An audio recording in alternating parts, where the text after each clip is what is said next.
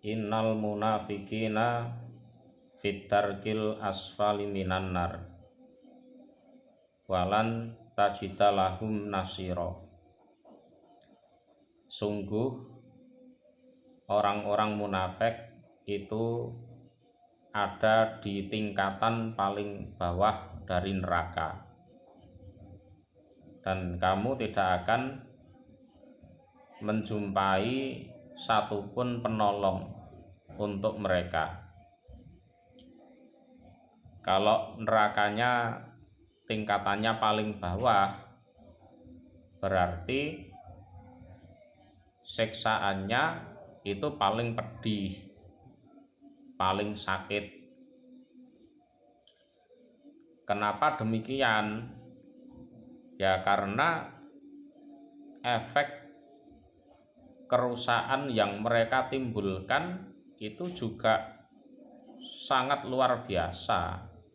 Maka di nerakanya juga di tingkatan paling bawah.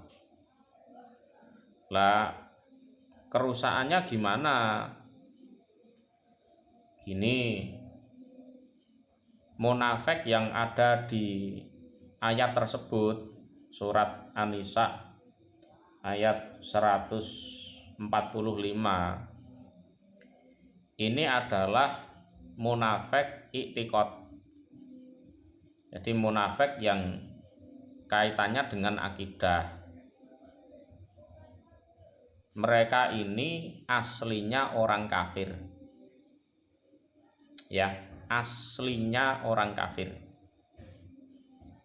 Ya, orang kafir betul itu. Terus pura-pura masuk Islam.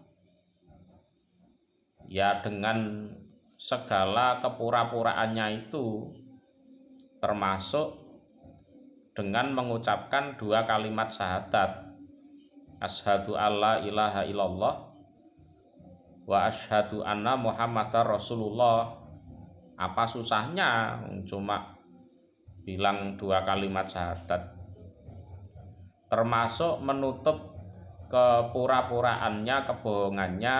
Kalau banyak orang ya sholat, ya, terus juga pura-pura bayar zakat, pura-pura puasa, ya pura-pura naik haji juga, tapi aslinya dia adalah orang kafir. Terus sebelum kita lanjutkan, kita bicara tentang wolak-wali'i zaman, ya, wolak-wali'i zaman, atau istilahnya berputarnya roda kehidupan lah. Dulu waktu Nabi belum hijrah dari Mekah ke Madinah, alias masih di Mekah ya, kondisi Islam dan umat Islam itu memprihatinkan. Ya, jumlahnya masih sedikit, banyak yang miskin, ditindas oleh mayoritas. Mayoritasnya ya penyembah berhala. Bahkan ada yang disiksa seperti Ammar bin Yasir, Bilal bin Rabah. Ada juga yang dibunuh seperti Yasir, Sumayyah itu dibunuh. Lah, pada saat keadaan Islam dan umat Islam seperti itu, ya, tidak ada yang tertarik kepada Islam kecuali orang-orang yang memang tulus beragama, ya, tulus beragama, karena resikonya juga luar biasa waktu itu, ya, resikonya luar biasa. Termasuk Abu Dzar Al-Ghifari itu begitu mengucapkan dua kalimat syahadat dipukuli orang banyak di Mekah, ya, sehingga hampir pasti atau istilahnya ya hampir dipastikan orang kalau mengucapkan 2 kalimat syahadat itu berarti Islamnya betulan, Islamnya itu asli. Karena secara keduniaan tidak ada keuntungan yang bisa diambil dari Islam maupun umat Islam. Secara keduniaan tidak ada keuntungan yang bisa diambil. Dan waktu itu syariat sholat, zakat, puasa, haji belum ada, ya belum ada. Nah, terus bolak-baliknya zaman setelah Rasulullah hijrah ke Madinah, ya Islam mulai berkembang pesat, mulai kuat. Kekuatannya mulai diperhitungkan karena jumlahnya semakin besar, orangnya mulai kaya-kaya, terus segala sesuatunya tertata lah intinya. Ya, disitulah ada orang-orang kafir yang melihat ada keuntungan di situ. Nah, dia punya kepentingan pribadi, ya, sehingga pura-pura masuk Islam. Masuk Islam gampang, iya gampang, tinggal baca 2 kalimat syahadat ya sudah selesai, ya kan? Selesai. Lah kepentingan mereka ya macam-macam. Karena sungkan, ya keluarganya masuk Islam semua, ada yang memang sengaja merusak Islam dari dalam, ya merusak Islam dari dalam. Ini kalau Islam ini diperangi dengan pedang waktu itu kayaknya nggak mungkin lah. Ini aku rusak dari dalam saja. Nah, itu ya kan. Lah berhubung mereka ini istilahnya sudah masuk di tengah-tengah umat Islam, mereka lebih leluasa merusak, ya lebih leluasa merusak. Kalau orang kafir, orang musyrik terus bikin komunitas sendiri sana di tempat yang jauh, ya sudah jelas itu orang musyrik, nggak bisa ganggu kita, kita pun juga nggak bisa ganggu mereka. Tapi kalau orang kafirnya ini pura-pura Islam terus masuk di kalangan umat Islam, lah ini masalah yang ditimbulkan banyak, ya apa susahnya wong tinggal baca kalimat syahadat, nanti kalau ada orang-orang sholat ikut sholat, kalau nggak ada orang ya nggak sholat, nanti orang-orang puasa ya pura-pura puasa, tapi kalau nanti masuk rumah ya makan gitu kan, dan seterusnya. Contoh-contoh kerusakan yang mereka timbulkan nih, misalnya ada anak gadis ini oleh orang tuanya ya dididik baik sampai dewasa sholihah, atau umpama enggak gadis ya janda lah, keimanannya bagus. Ya coba bayangkan kalau itu keluarga kita, terus dinikah oleh si orang munafik ini, ya kan? Apa yang terjadi setelah dinikah?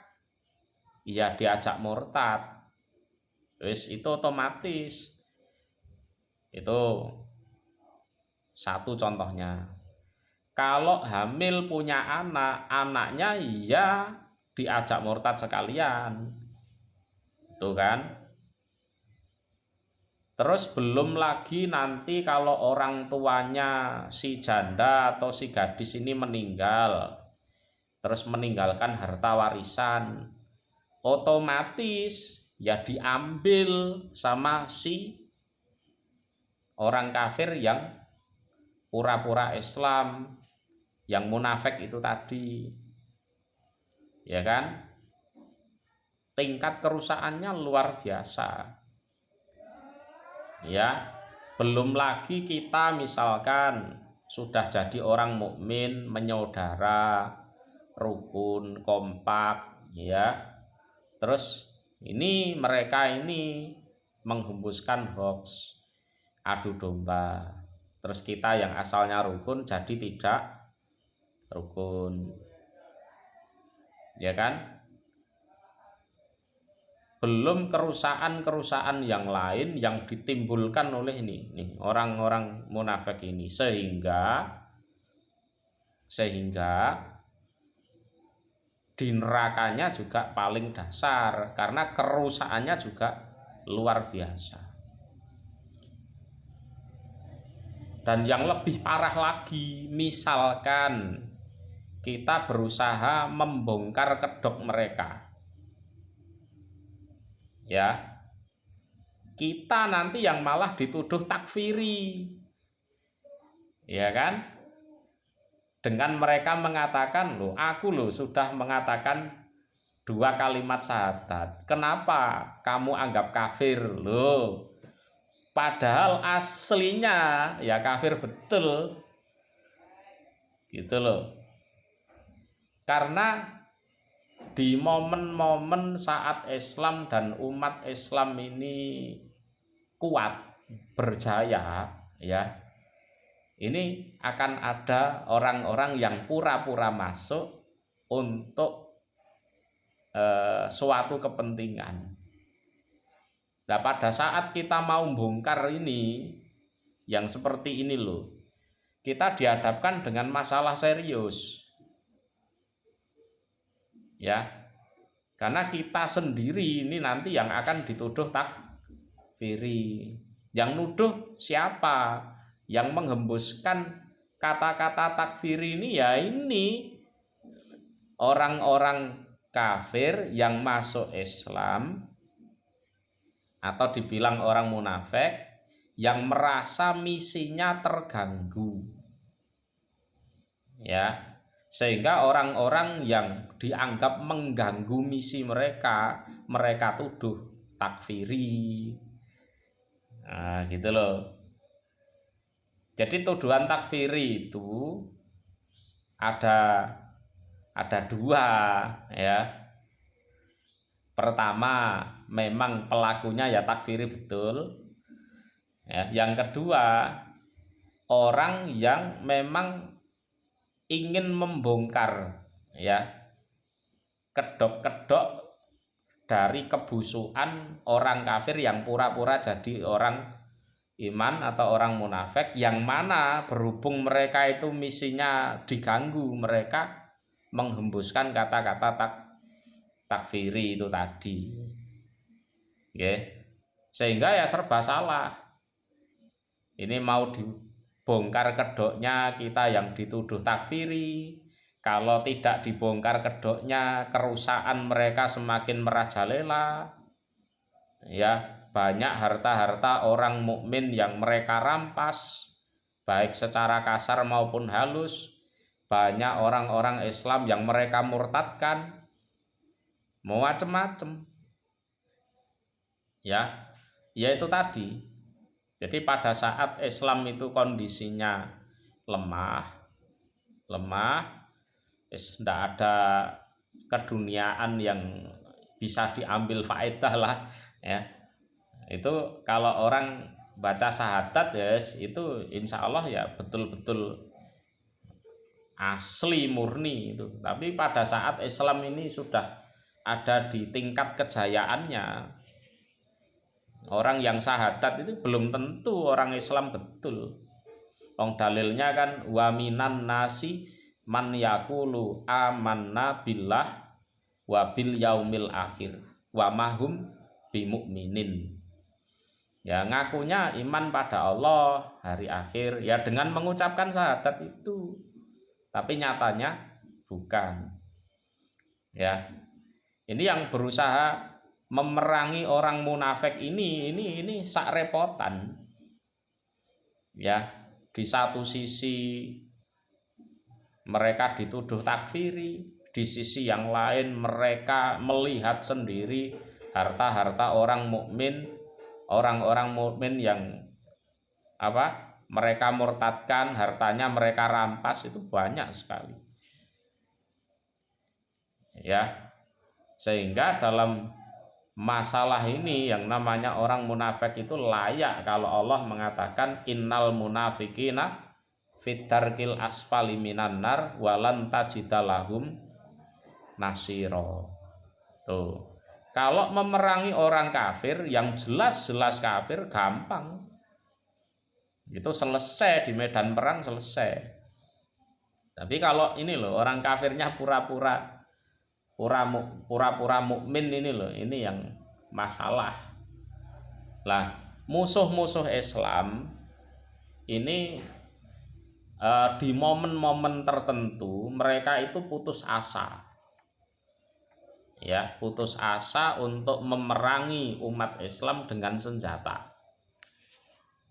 Ya, kita akan kalah terus kalau perang dengan umat Islam menggunakan senjata. Lah terus gimana? Ya sudah, kita utus saja beberapa orang yang pura-pura masuk Islam. Ya, pura-pura masuk Islam. Lah nanti mempengaruhi orang-orang Islam, terus diajak untuk keluar dari Islam. Ada ayatnya seperti itu, ada. Jadi seperti di Ali Imran itu, wa qalat ta'ifatun min ahlil kitab aminu billadzi unzila alal ladzina amanu wajhan nahar waqfuru akhirahu la'allahum yarji'un. Memang membentuk kader yang pinter-pinter gitu kan. Nah, ini semacam misionaris gitulah, untuk pura-pura masuk Islam, terus mencari pengaruh di dalam tubuh Islam, ya kan? Setelah dapat banyak pengaruh, termasuk memperistri orang Islam, bisa menguasai aset-aset umat Islam, habis itu mereka keluar lagi, murtad lagi. Ya enggak murtad sih, yang memang sejak awal pura-pura saja jadi orang Islam itu ya seperti itulah, kenyataannya itu seperti itu. Jadi kalau ada hembusan kata takfiri itu ya sebentar, jangan gampang terpengaruh jenengan ya. Karena orang-orang yang berusaha membongkar tipu daya orang munafik ini punya potensi besar untuk dituduh takfiri. Yang nuduh siapa? Ya orang-orang munafik itu. Karena merasa misinya terganggu. Itu ya.